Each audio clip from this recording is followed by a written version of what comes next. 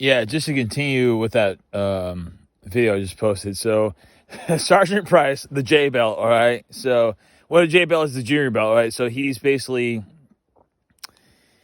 he's just become a drill instructor. He's fall fucking fired up, man. He wants to fucking prove his point, that he's a fucking shit hot fucking, drill instructor, right? He fucking, so when I unked, at the end of first phase, it was like me and one other, I can't remember the guys, the other recruits next to me. But it was so, man, he was like, you fucking mean to tell me you joined the waterborne infantry and you can't fucking swim? He's like fucking, and this is right out right outside the fucking pool hall, if you will. He fucking, oh man, he gave me the fucking riot act. I shit you not. And I rarely ever get IT'd in boot camp unless it's one of those situations where it's like pick 5 people, but yeah, he fucking made me work for a good fucking 10 minutes or so. And then, we had to go like chow or something like that. So that's the only thing that was my saving grace. But yeah, he fucking rocked my world. Yeah, he was one of those, was like Sprite, like, I don't know, I'm 6 foot, right? So he must have been a little, he was about, I don't know, maybe, I don't know, I'm 72 inches, so he must have been about 70 inches or so, right? Just a real tight, wiry guy. Fucking, but he would fucking just jump around. Yeah, I loved him. He was fucking great, dude. He would just fucking, he'd get into it. Yeah, he was because this was more or less a wallpaper recruit, right?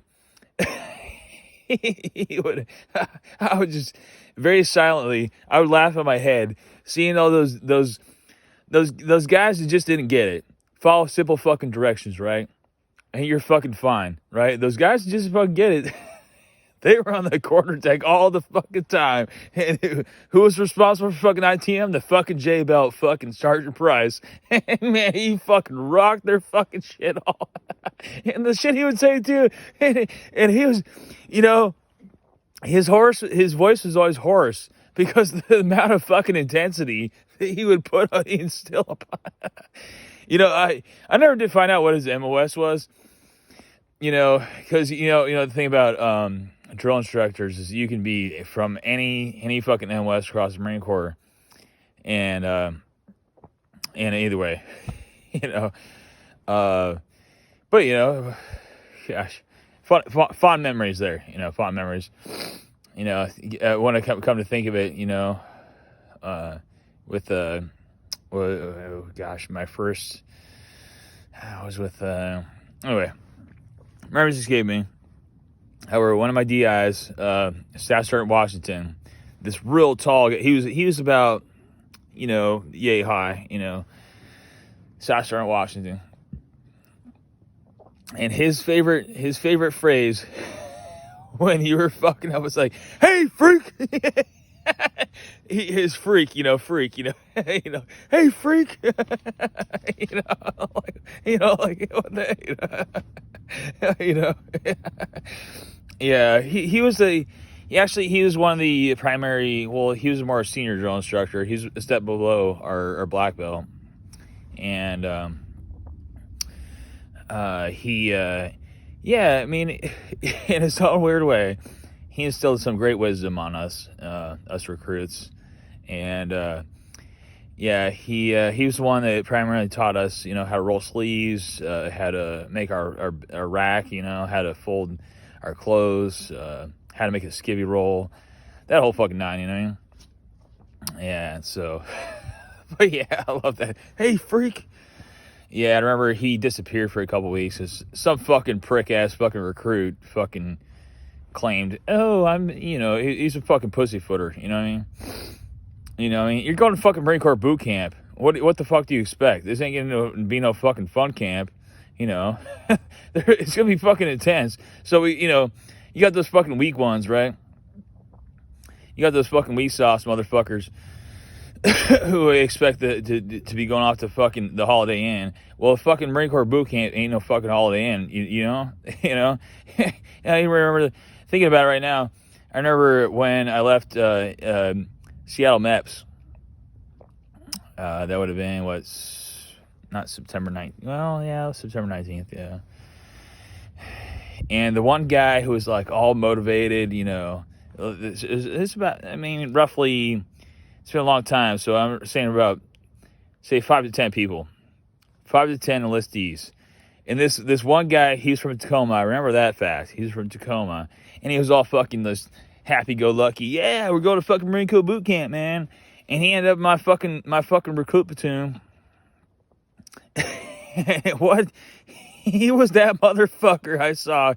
Because they have medical entry process, MEPS, or not MEPS, but more or less the rehab platoon, and they have the fucking that danger zone platoon, if you will. Those fucking weak ass motherfuckers just decided, oh, this is too much for me because they have no fucking balls, you know. He was that guy. I remember fucking seeing him. Well, fucking marched on the parade deck, you know, practicing sergeant drill and shit. And there's that fucking guy. It makes me laugh, you know. You know, it makes me laugh. But I don't know. Either way, yeah. But then again, you know. So second phase. After second phase, you know, well, at least when I went through MCRD, that stands for Marine Corps Recruit Depot in San Diego. Yeah, so we came back from second phase, and the first day, training day, I can't remember the training day nomenclature or the number, but the beginning of third phase for us was basically swim call. And me being like so deathly afraid of water, you know, not deathly afraid, just not a strong swimmer, basically. You know, I've gotten over that now, you know. And in fact, one of my main goals, you know, post pipeline is within 2 years after that is go to the combat divers course down in Pensacola, Florida, and go through. It's actually regarded as one of the most difficult schools that you can go to within, you know, the Army SF community. Basically, I'll be going through dive phase that you know, if you're going off to be a Navy SEAL, you know, post Hell Week, you go through dive phase where you learn how to use, you know, rebreather and the whole fucking jazz, you know. It's no fucking joke. A lot of people wash out of the school. It's you know, what how's the saying go? Water is the great divider, right? So, but you know, like I say, man, you know, whoever's watching this, I'm all about fucking seeking challenges, testing myself at the highest fucking level, right? Why not? You know what I mean? Because I see it's devastating to me to see how people just kind of just get like mosey about themselves and just like, oh, well, accept things for less or whatever. And don't instill some sort of, I don't know, like, how can I be better, right? How can I improve my being? How can I make the most of this life, essentially, right? In my opinion, challenge yourself. Fucking set a fucking goal and fucking exceed that. Exceed the standard. Maximum effort, right? I just, and don't get me wrong. You know, there was a time over the past 12 years where I just settled for being mediocre. I'm fucking beyond that, dude. You know, I don't want to be fucking mediocre. I want to be fucking top tier. You know what I mean? And if you're watching this, you're listening, you should try to do the same for yourself in any way you feel see fit, right? You know, you think about some sort of, you know, funny idea that you thought was an insurmountable goal or a mountain. Like, say, I don't know, say you're working construction, right?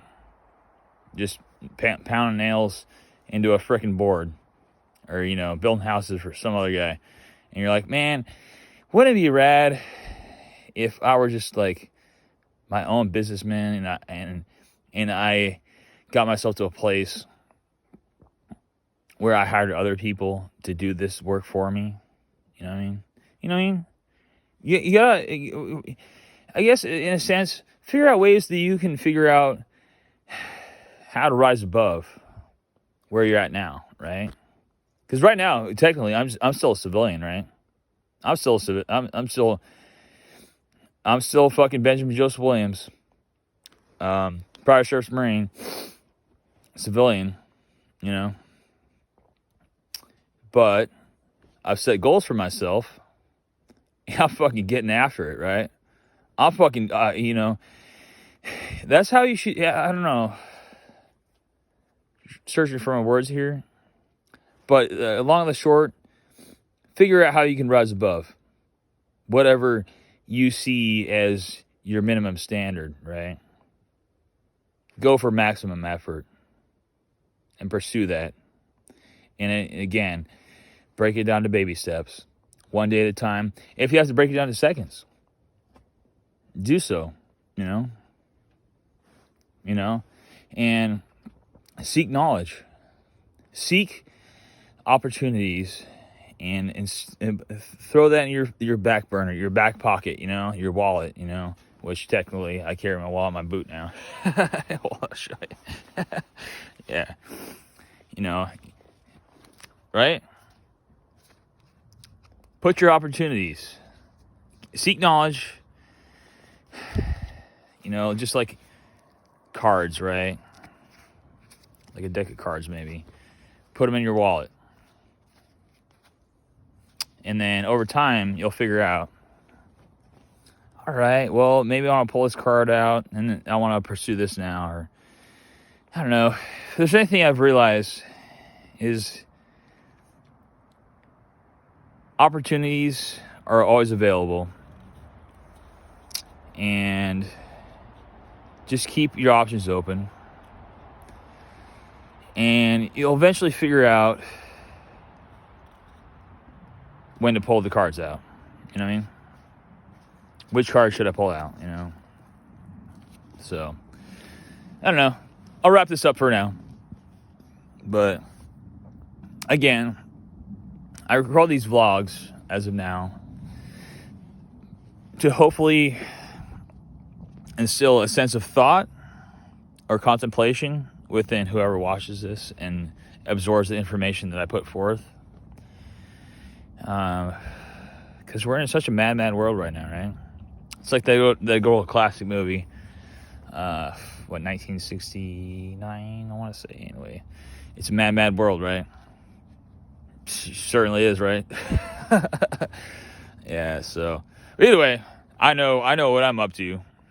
You know, you figure out what you're up to and go after it, you know? Don't waste any time, you know?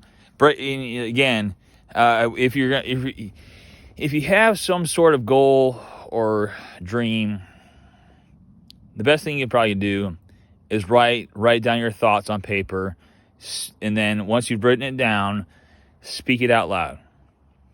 Share it with a friend, or more or less read it out to a friend, you know, what you've written out, and then that friend, if they're a real good friend or a family member, will interject and give you some thoughts and ideas on maybe how to achieve it, right? In a sense, that's kind of what I'm doing right now, you know?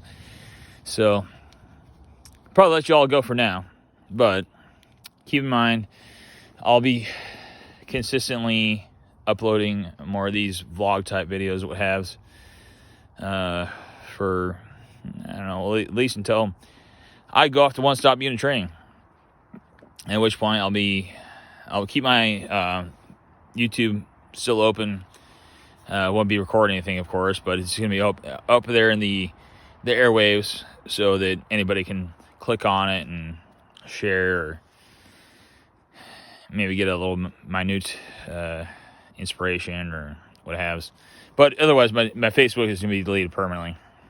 Yeah, you know, I have to accept the fact that being a Special Forces warrior, unconventional warrior as a Green Beret, that most of my personal interactions will not be through social media.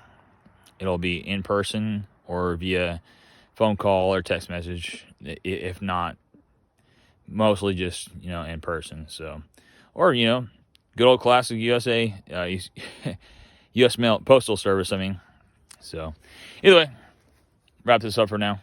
God bless y'all. Go forth, do great things. Peace be with you. And may the force be with you.